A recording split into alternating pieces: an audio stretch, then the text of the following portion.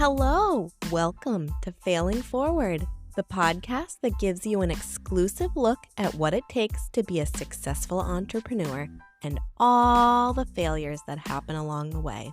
Hi, I'm your host, Bethany Fiocchi-Root, a seasoned marketer with over 17 years of experience crafting powerful digital marketing programs. I have a passion for entrepreneurship. If you do too, please subscribe wherever you get your podcasts to make sure you don't miss anything. Before we start, imagine you had a 24/7 assistant who went out, met new potential customers, told them about your business, built a relationship with them, and then got them to enthusiastically buy from you. Well, it exists, but it's not an assistant. It's called a marketing funnel. Have you heard of them? Well, I love them, and they're awesome at attracting your ideal customers. Want to learn more? I just launched a free marketing funnel cheat sheet. Go to the show notes to grab your copy today. Now, without further ado, let me introduce you to Amy Pocsik, my amazing guest in today's episode. Amy is an award-winning champion for business leaders. She's the founder and CEO of Bold Moves and the co-founder and CEO of the Women's Business League, empowering entrepreneurs and executives to exponentially increase their success. Her professional accomplishments have gained extreme praise from Fast Company, hailing her a national leader in helping others find purpose and success. Forbes named her to their prestigious Coaches Council, and she is one of Boston Business Journal's top 40 under 40. Stay tuned after the interview. I have some things to add.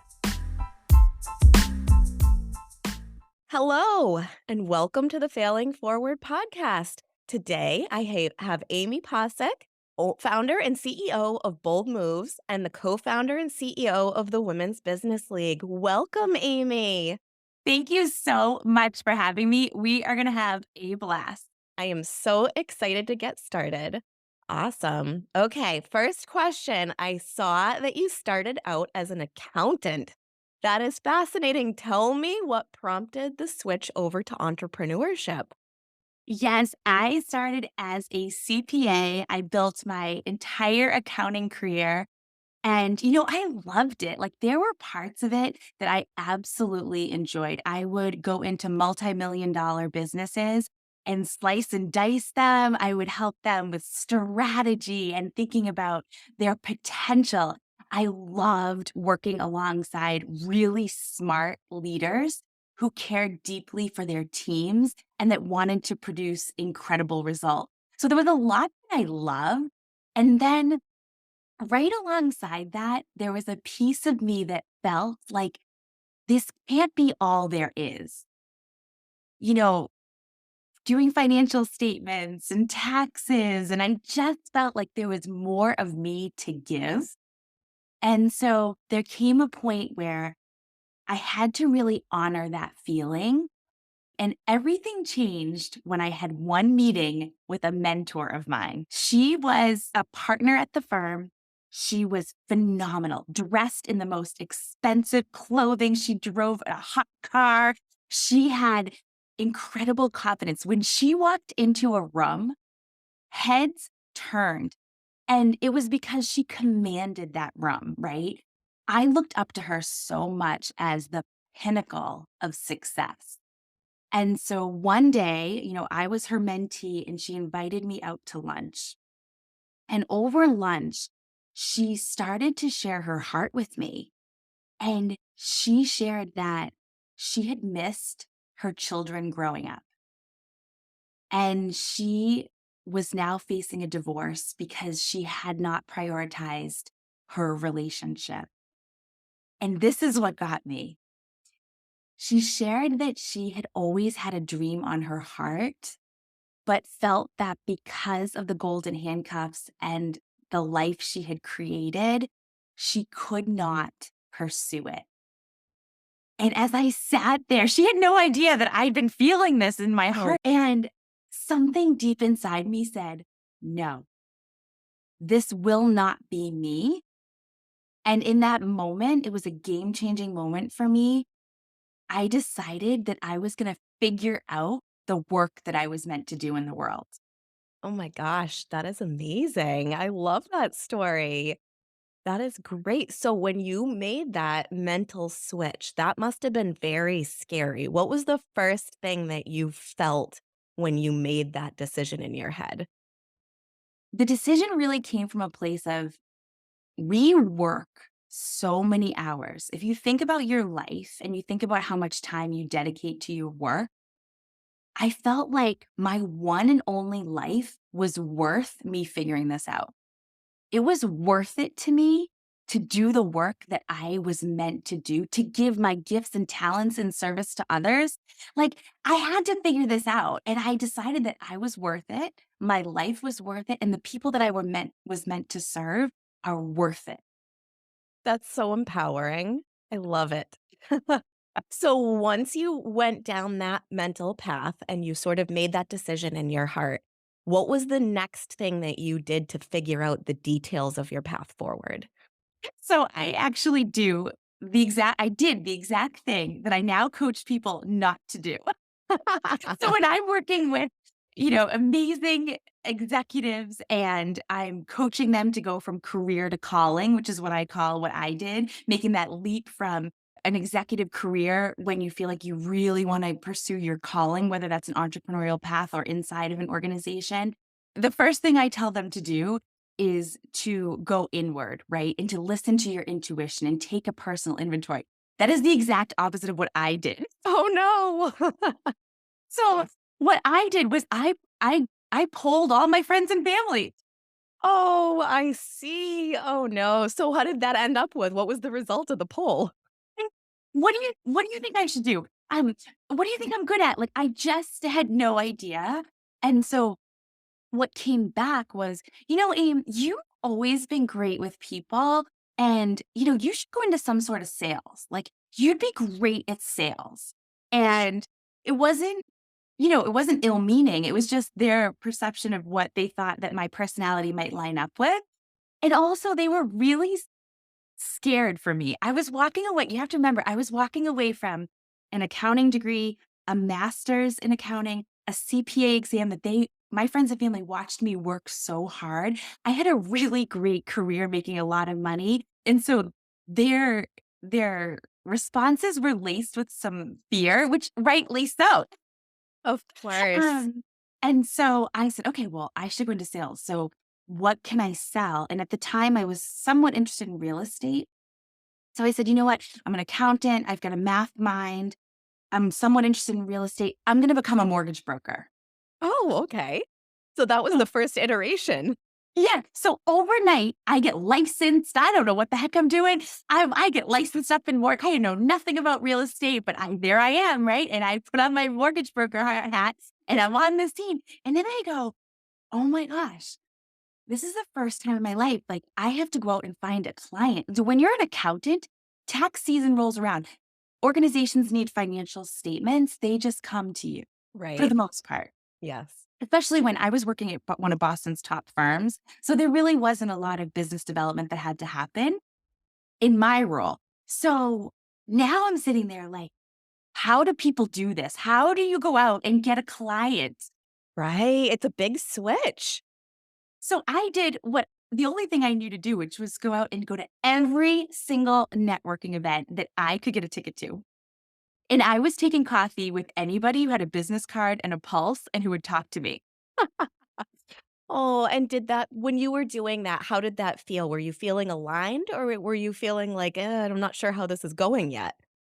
In the beginning, it was exciting, but I was really nervous. I was walking into rooms where I felt invisible. I would walk into a room and it seemed like everybody already knew each other or they already had their set relationships and they really weren't interested in meeting me. Ended up feeling tired and depleted. And although I would go to these events and collect business cards, I really didn't have a way forward to turn that into tangible results for my business. Okay. That sounds very frustrating. It was. Oh my goodness. So once you started doing that, this sounds I think I've heard you mention this before in Women's Business League, but this sounds like it sparked maybe some ideas on better networking. Is that what happened? So I will tell you the exact moment. I went to a big event. It was a large networking event. And I showed up, I had bought the ticket. I parked my car. I sat in my car. I didn't want to go in. My mind was like, I don't want to go in. This is a waste of time. I don't know anybody, like all the reasons why I wasn't going to go in. But I had bought the ticket and I was determined to get myself through that door. So I walk through the door and I go straight for the bar. I get my glass of Chardonnay and I start to, I'm like, okay, I'm here. I'm going to make the most of my time. I started to talk to some people and I spoke with this amazing woman and she started to tell me all about what she did. And I was so fascinated. And then she said to me, well, Amy, what do you do? And I said, I'm a mortgage broker. And she said, I don't need another one of those. Oh. And she turned and walked away. Oh my goodness. And I went into the bathroom and cried. Oh, that's like everybody's networking nightmare. And in that moment, I vowed to find a better way to network, to build up other people's businesses while I was building my own business. I just decided that I was meeting these amazing women along the way and we could do it better. I love it. So what was the next step that you took? So the next step was shortly thereafter, I had had a networking meeting with the co-founder of Women's Business League alongside me, Melissa Gilbo. And she was a young mom, and I was just really sharing my frustration. And she'd been networking for 20 years. I said, where do smart, ambitious women with heart and passion go to build their business and help each other? And she said, I've been doing this a long time, and I'm going to tell you, I haven't found it. And so I just said, you know what? Let's create it. Like, I've been meeting all these incredible women. You know, incredible women. Let's get them in a room and see what happens. And so that's what we did. And so we started meeting, and the magic that started happening was incredible. And so we did that for a year, and our businesses grew. And also, we were having a blast. Oh, that is great. That definitely sounds like the heart of an entrepreneur. You had a problem, you and Melissa had a problem, and you solved it. I love it. So, do you remember a specific problem that you may have faced when you were first starting Women's Business League? Oh, yeah. There was everything. I mean, there was a lot of challenges. So we did it for about a year to grow our own businesses. So my mortgage business takes off, right? And I realized I hate mortgages. So now I'm like, I'm not a CPA. I'm not a mortgage broker. Oh my, like, what is wrong with me? Why can't I find my patch? I'm like, I've got realtors calling me left. It was just chaotic and it wasn't for me. But what I found that I loved was through it, I was meeting all these amazing women and they were so incredible at what they were doing, but they hadn't, gone to business school like I had. They didn't have that experience of really what it takes to build a business. And I found that I was loving those conversations. And so that's when in my heart, I remember sitting around a women's business league table and I remember saying, all right, I'm not a mortgage broker. I'm going to be a business coach. Ooh. Right. I was like, I'm going to be a business coach. This is amazing. And I felt like, so I was like, okay, great. I was like, who wants me to coach them for free? I got to get some experience, right? Like all this stuff. So, and a few of the women allowed me to do that. I fell in love with it. I absolutely loved it. At that same time, I felt like God said to me, great idea, Amy. Hold on to that. Before you go teach other women how to build a business, you're going to go build a business. Oh. And so that was really exciting. And so we spent that was 2018. So we spent the next 3 years building Women's Business League until I returned to the dream of coaching other women in 2021. And so I just think that's an important note because sometimes there's a delay in when the dream is dropped on your heart to when you actually can pursue it. And I want women to know that's really okay. We're not on any specific timeline. So if there's a dream on your heart, always there for you to pursue. But you asked about challenges for growing Women's Business League. I did, but I love that part of it too. It's so important because I think so many people, there's so many factors in life on when you can pursue something. And a lot of people will just say, you know what, this isn't the right time for me. I really, truly want to do something in my heart, but I'm not ready. So I'm just going to give up on it. So I love that note about, hey, maybe it's not right now, but keep that dream and don't forget about it because it can work in your life at some point. Yeah, and the timing, always trust the timing.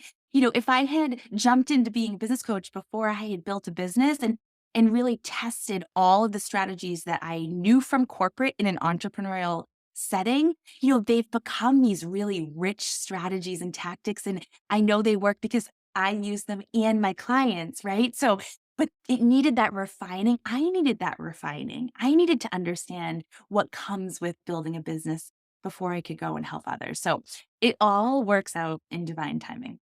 That's great.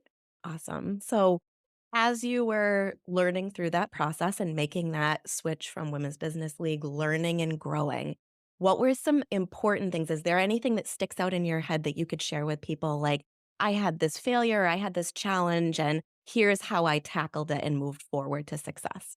Yeah. So when we first started Women's Business League, I'll never forget. Melissa and I, remember we had been meeting with these women for about a year. They were dear friends of ours, and we were so happy to pour into them and share. And when we decided that it was going to be a business, that really came because women from other communities asked, "Can we do that thing that you're doing in Georgetown in our community?" And that was the light bulb moment. But we had to decide that we were going to invest, right? Like invest time, invest resources to really make it a proper business. And so we took the next 6 months to get the legal, the insurance, to really get a framework together, all the business back end. And during that time, we were establishing an A team around us. So we needed a lawyer, we needed an accountant, we needed all the right people, a board of advisors. I must have talked to probably 3 attorneys, and here I was trying to become their client for my new business, and I got on the phone, let's say, with the first attorney, and I'll never forget him saying to me, "That will never work. You don't have a business, you have just a social club." Oh, wow. And so when you're it's like when someone calls your baby ugly, right? Like, this is your baby idea, and to hear that from somebody like a trusted advisor that you look up to, this person you think, "Wow, this is a business attorney, they see all these different businesses, and they're basically telling me that my idea is horrible." That was really hard, and it didn't just happen once. So then I went on to the next attorney and I said, "Would you take me on as a client? Here's what we're doing." And they said, "There's already other groups out there. This market is saturated. I don't think you've got a great idea here. I don't think you should pursue it." And so I must have spoken to about 3 attorneys telling me similar messages. And so that was really hard to overcome. But I finally found the right attorney for us, and she was so instrumental in our growth. She's like, "Yes, we need this. Women need this. Absolutely. This is the best idea going. I want to support you." And that really was the game changer. So I think a lesson that for me was, well, there was a couple. One is that you can't expect other people to see your vision because it's your vision, and you have to back yourself before anybody else believes in you. It takes you believing in yourself and holding true to that. That was the first lesson. The second lesson is get the right people around you. There are people out there, you have to find them, right? Get the people around you who believe in you, who see your potential, and who are willing to bet on you. That's great advice, and I love it. Surrounding yourself with the right people who will support you, be your support system, motivate you. I love it. So, while you were going through that process, besides the lawyer you just mentioned, were there any other people that you found to surround yourself with as you built the business up?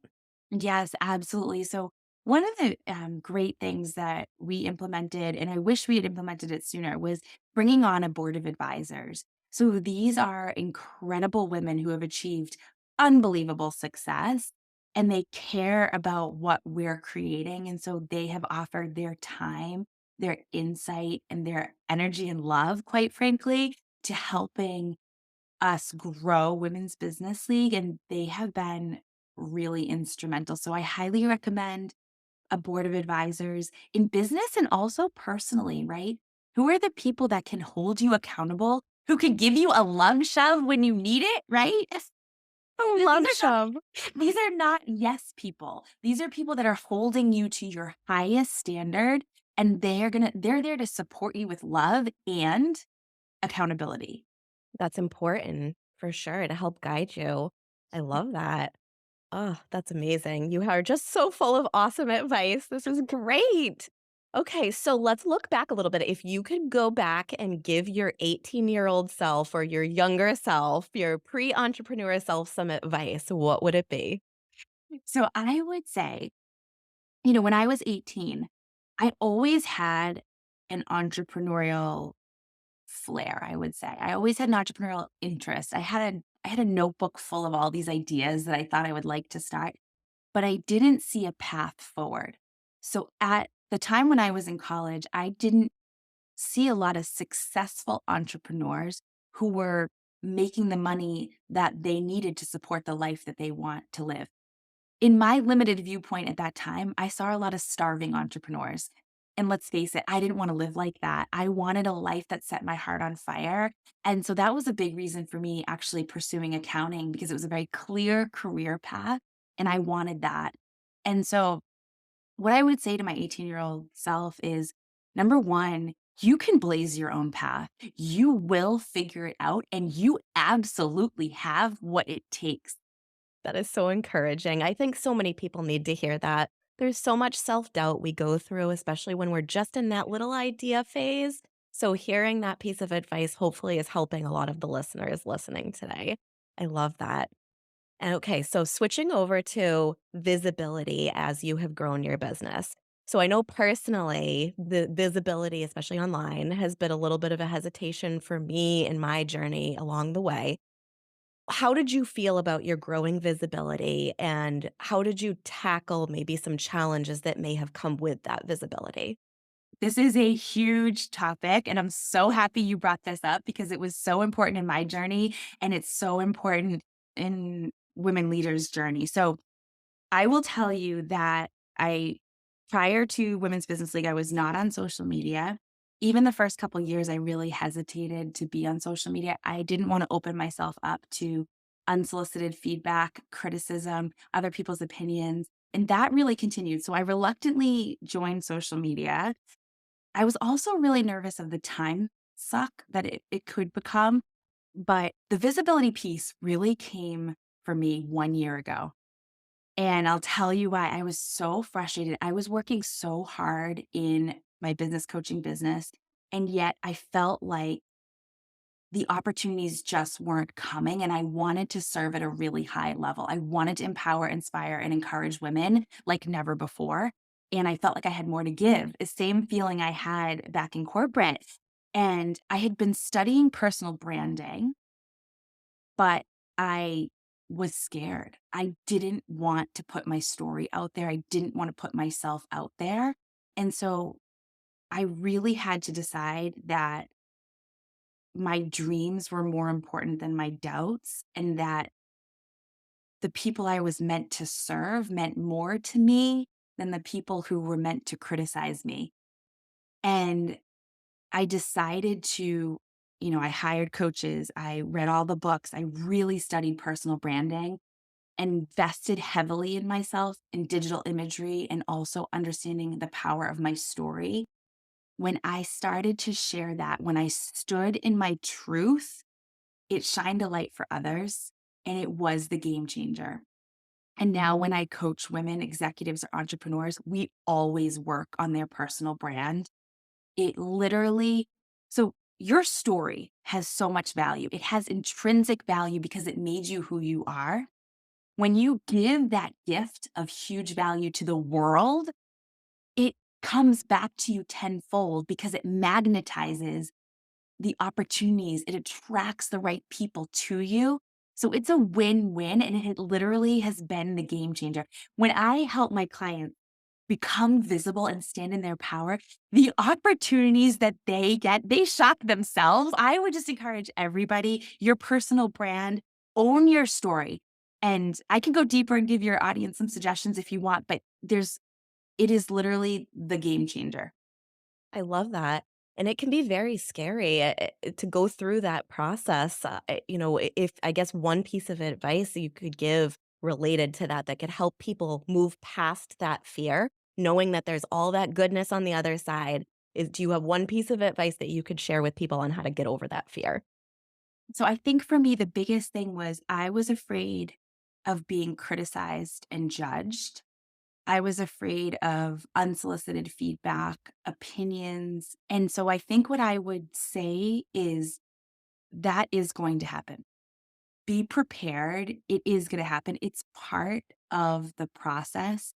So I wish that I had known that a little bit ahead of time, but it's worth it because I'm willing to deal with a little nonsense to serve the women I'm meant to serve. I'm willing to deal with the naysayers who don't mean anything to live out my mission and purpose.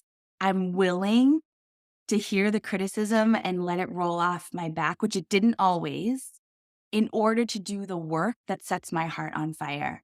So I would just say expect it.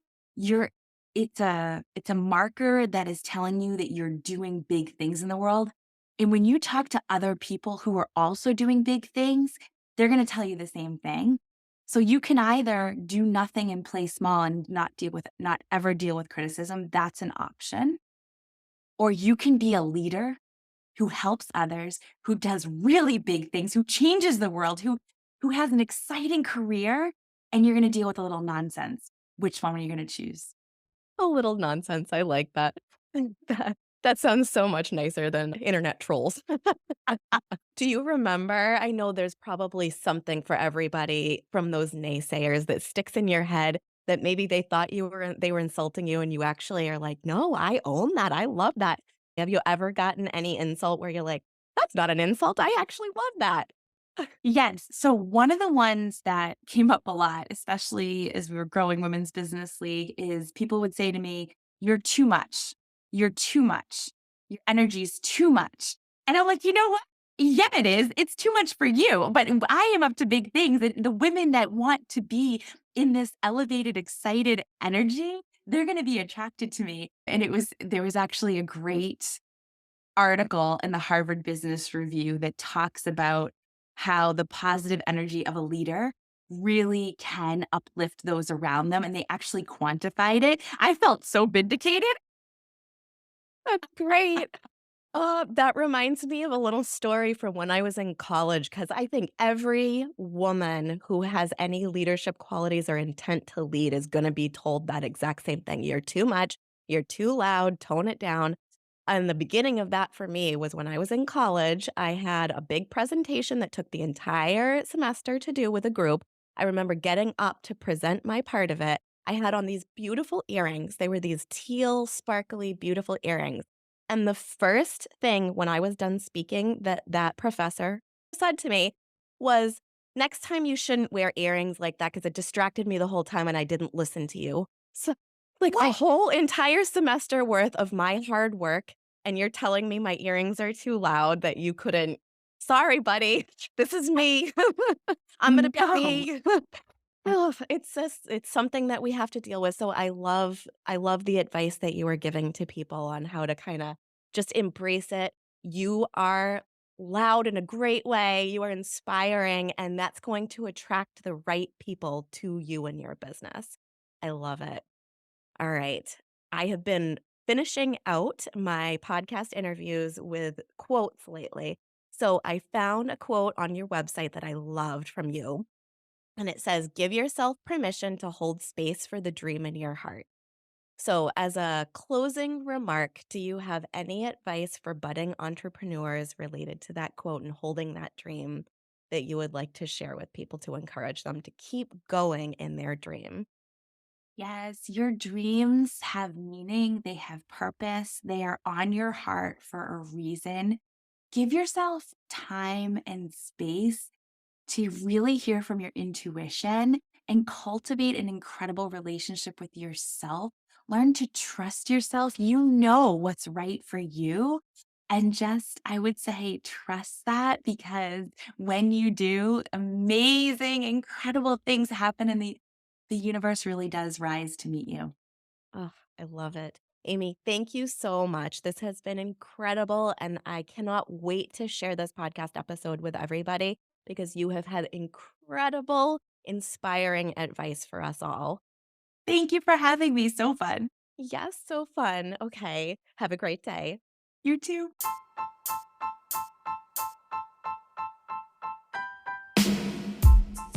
Hi, it's me again. Not to gush even more, but I was truly impressed by Amy's energy. It's what drew me to her from the beginning.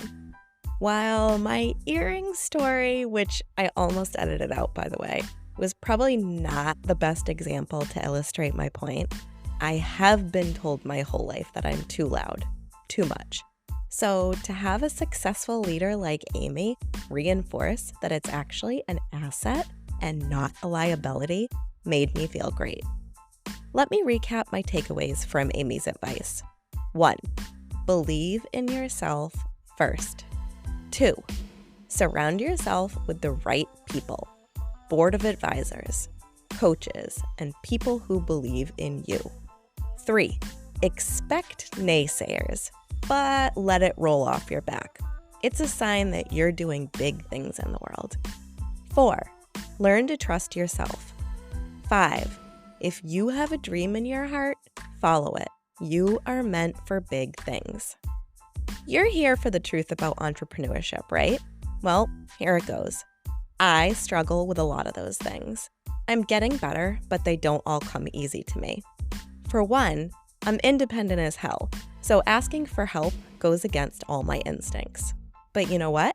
I'm also a fast learner, and when I hear the same advice from almost all my podcast guests, I'm gonna take it. So, after this interview, I actually hired Amy to help me with some things. More on that to come. Stay tuned, and thank you for being here.